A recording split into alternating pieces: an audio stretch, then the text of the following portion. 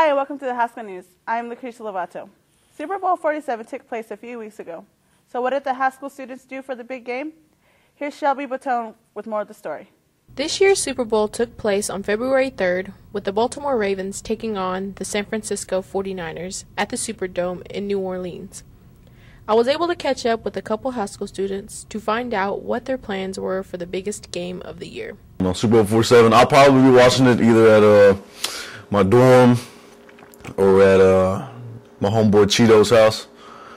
That's his real name, by the way. And I don't know, probably just watch it over there, or maybe go to a restaurant, meet up with some friends, all that good stuff. Who I'm going to win, though, who I want to win, though, is probably the Ravens. Just because Ray Lewis, Ed Reed, they're pretty old, and Ray Lewis deserves to go out on top with the ring, so that's what I'll be pulling for. So hopefully they get it done. I'm going to eat lots of pizza and wings and go to Sunday Fun Day and have a lot of fun. Which team? The Ravens. Baltimore was victorious over San Francisco with a score of 34-31. This is Shelby Batone with Haskell News. On January 30th, Haskell students were treated to a hypnotist, Brad Clark, put on by Student Activities. Few Haskell students had a chance to get hypnotized. Here's video from that night. In fact, some of you may even tell me I'm a phony and fake because you don't believe you were hypnotized. You don't really believe it. It's true. Once I tell you you can remember, you'll remember everything that you did, everything that your neighbor did, and everything you did together. 1, find your friends or family members out there. 2, wave at them, let them know you see them. And 3, remembering everything about the show right now.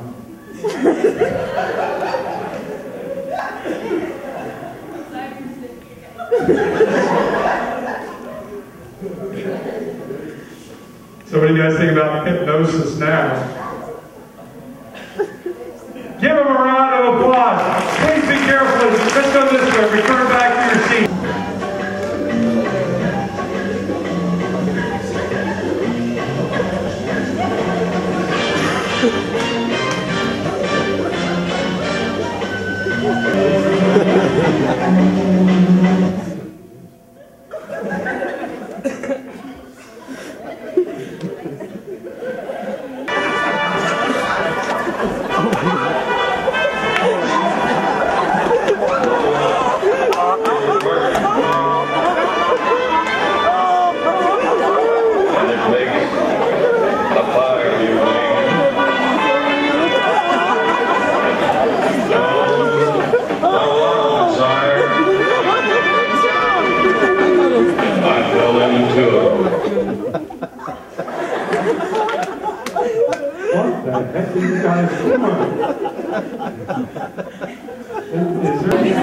How did it feel to be hypnotized? Legit. It was hella legit. Would you do it again? Yeah. How do you feel now? Same. Normal. My shoes are on backwards. I didn't know that. Now you know. Now I know. Who hypnotized you? Brad Clark, the greatest hypnotist. I think. Maybe. I don't know. Who hypnotized you? Brad Clark? I don't know. Huh?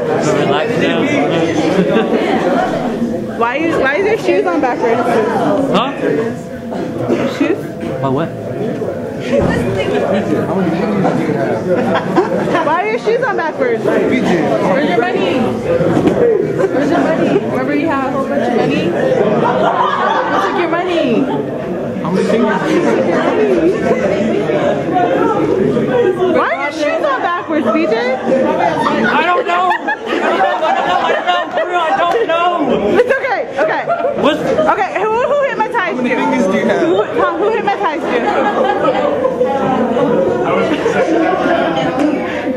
I don't know. How many fingers do you have?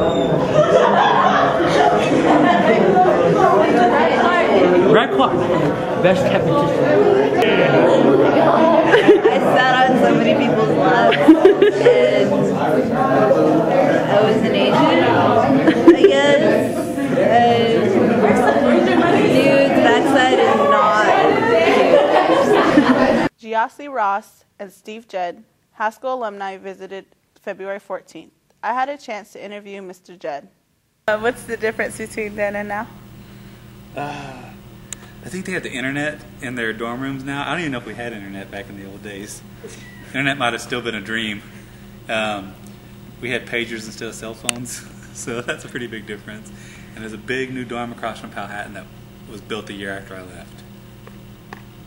How about the students? Are they different from when you were a student, do you think? I don't know. I don't think so. You know, the weirdest part about being back is I feel like I was just here in school like 4 years ago at the most. You know, I feel like I just graduated, you know. But I remember there was a guy in our dorm that I thought was the oldest man in the world. I was, man, why is that old man in college? He's the same age as I am now, you know. So I was like, oh man, that's how old I am. So I think the students are probably the same. It's probably me that's changed, you know. What is your most memorable moment? I don't know. You know, one of the most memorable things was my first day in class. And I'm from Oklahoma, and when you think of Oklahoma, you think of Indians, but really I went to probably 4 different schools in Oklahoma, and sometimes there'd be like just only one other Indian family. So in class, it would be predominantly a white classroom. And I remember my first day at Haskell sitting down, and I'm scared, I'm new, I don't know anyone, but I look around and see all these brown people, and it really was a cool feeling. I thought, wow, this is probably what it looked like if I would have went to school in the 1700s, you know? Gyasi Ross and Steve Judd give Haskell students advice about life. That was the introduction to the Loser's Guide to Winning. And we want to go along a few steps and just tell you a little bit about our lives, if we can do that, if we can indulge. And we want to get a little bit about your life. Number one, that a lack of resources is only an excuse to the unresourceful. So when somebody here pokes holes into Haskell or other Indian students or the Indian learning experience, they're hurting themselves. And that tells me that they probably don't like themselves. Instead, they should be affirming each other. So once again, this precept, this concept is you shouldn't be your worst critic. You should be your biggest fan. The message from the alumnus was that you can reach your dream. Gyasi Ross reads one of his poems. My stomach in knots. I told you about my first week of class at my new school, but couldn't tell you my happiest thoughts. The doodling on my science book. Me plus you equals a lot. Steve Judd shares one of his clips.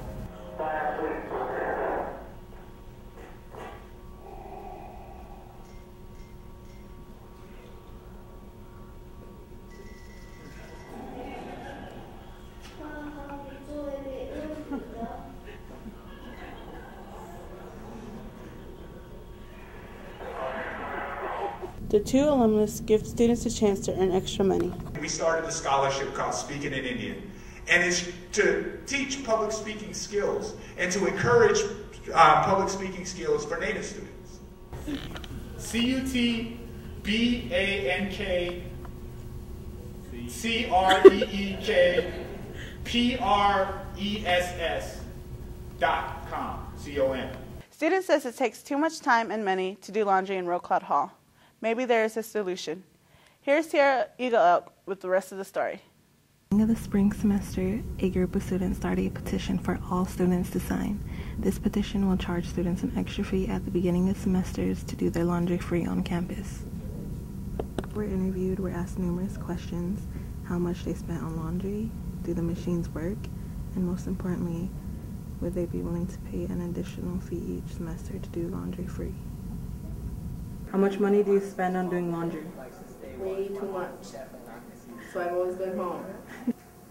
I probably, actually recently did laundry. I spent close to about $16. On average, about $10 a week. $15. Okay, do you think the machines work properly in your dorm? No, they do not. What do you think needs fixing? The washers and the dryers. And they need to stop taking money. Depending, like, sometimes the dryers don't dry everything all the way. Like when I wash my blankets and stuff, I take them out and they're still kind of wet. The washers, and you can't really fit big loads in there, so. But other than that, I think they're all right, but not to the best quality, I guess. No, most of the time, there's always 2 or more washers and dryers broken.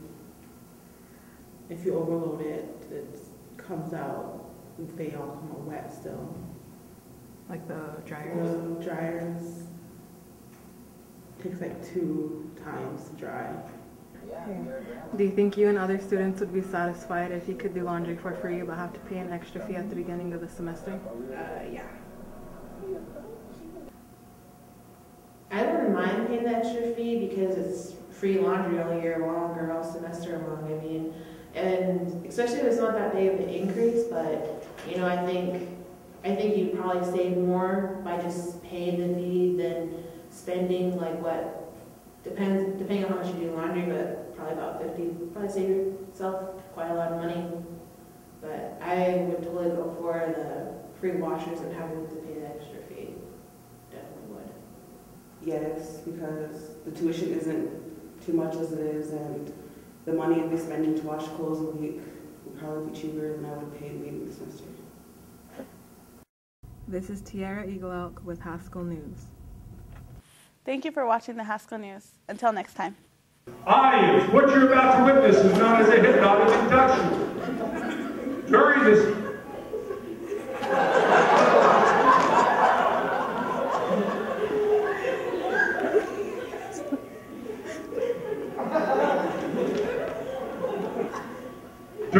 part of the induction, I need you guys to be very, very quiet so they can listen to what I'm saying.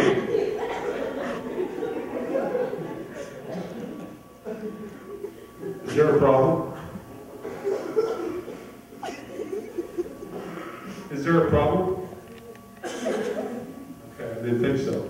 You know what? Last snowstorm we had, oh man, I was shoveling, I pulled this hamstring right back here. It was bad. Hey, I'm not going to be the only one up here like this. On a count of 3, when I snap my fingers, all of you on stage are going to have no clothes on. 1, 2, and 3, you're totally naked right now. Each of you are totally naked. And on the count of...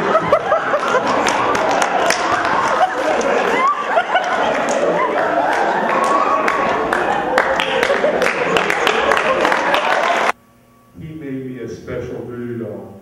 It is designed to work with just men. I got a girl one too, but I'm going to leave that, I let that at home. I brought my male voodoo doll.